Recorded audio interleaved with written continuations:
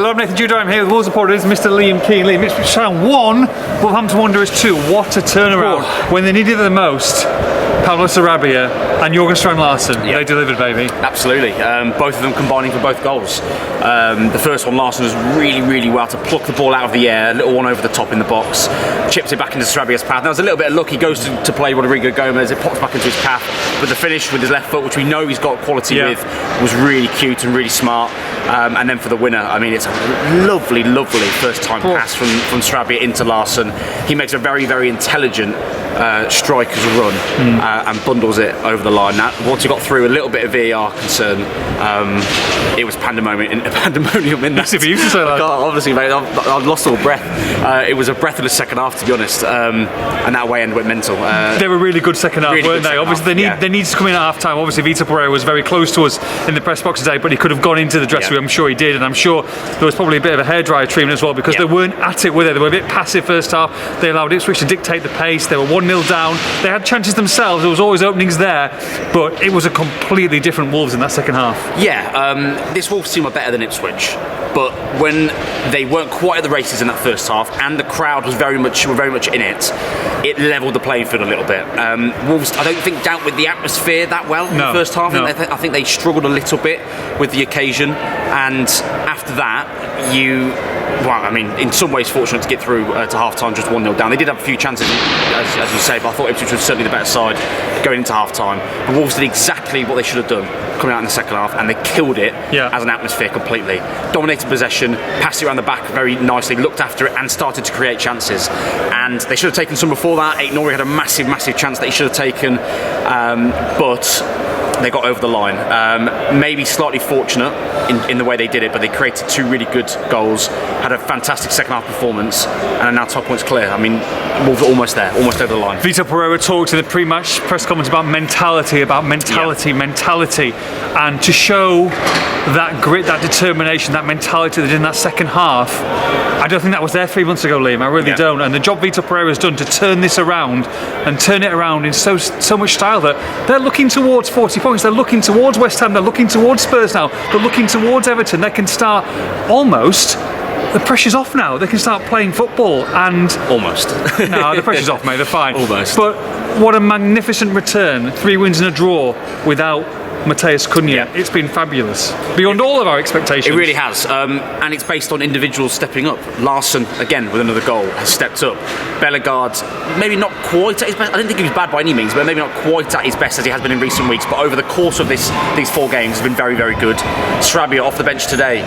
He doesn't always put in the best performances, but when he does, his quality shows. Well, a lot of people thought Guedes would have come off the bench today, and he didn't. It was Sarabia, and I think there was a lot of people going, "Oh goodness, why is Guedes not coming on? He was ready to come on." But fair play. Look, it's been a very underwhelming spell from Sarabia overall. I'm sure he won't be continuing in a Wolves shirt after this season. But if that's his last main production, then it'll be remembered for some time to come, because this was the clarification they needed to finish this job. Yeah, and he's done that on occasion in his Wolves career. He's had the odd, really good game that's changed it for Wolves. And if that's his final contribution in a Wolves shirt, meaningful. What was the word? Contribution. Honestly, mate, our head's completely gone. He goes on Football Focus and he's mush. It was so stressful watching that game. I just thought my head's completely gone. If that's his still final, safe if they lost anyway. I don't know why he's stressed. No, true. It was just a big game. Wasn't it? It was a big occasion. But it's an occasion that would have got the better of them. Yeah, exactly that. And Sarabia, I think, whatever he's remembered for in a Wolves shirt, this was a massive moment, and fair play to him. He was excellent off the bench. He really was. And we mentioned Larsen getting another goal. I'm really pleased for him. So to have the individuals stepping up at a time when your best player's not there. I mean, let's be honest, it's given Vitor Pereira a decision to make for his team selection against Spurs, hasn't it? He certainly has, absolutely has done. Got to have a word for Emmanuel Agbadou today. I thought he was excellent. I really do. I mean, it's one of the signs of the season. He's almost every week. He's an absolute But he looks like animal. he's played in the Premier League for 5 or 6 seasons. He looks so comfortable. And by the way, Liam Delap, quality-wise, I think he's a fantastic footballer. I think he's taken at Wolves and heartbeat. I think he'd be fantastic. But he's difficult to play against. He's scrappy. He's a little bit nasty, and I don't mean that in a negative. I think sometimes strikers have got to be that. He's a little bit nasty as well. He was trying to scrap with a few Wolves players, and Agbadou chest out. He's confident. He stands there and he takes all of it, and he just gives his best back. I mean, he's a fantastic signing. The club and the recruitment team deserve a lot of credit for bringing him in. You've got to remember as well, they tried to go for Kevin Danzo. Didn't happen. They were looked at other Injured already. Yeah. Of course, Aguilar would have been a player they liked, but they've got to try and find the right deal at the right time. All of a sudden, they come across this player he's been magnificent, massively impressed, and once again just stood tall to the test of the lap, which is a tough test. 12 points, the gap between, and a big goal difference as 17th well. And 18th. Easy for me to read. 18 goal difference. 18 goal difference. Look, 2 points behind Spurs now in 16th. Like, it's done. It's game over, isn't it? Yes, come on. It should be. No, come on. You know what? I mean, look, Ipswich have got to go and play Chelsea, Newcastle, Arsenal as well next three. It isn't going to happen. It's going to be the end of this month with the Leicester game probably, unless anything happens. Wolves get some, if they win the next two, obviously, it could happen earlier. It should happen. It should be mathematically done.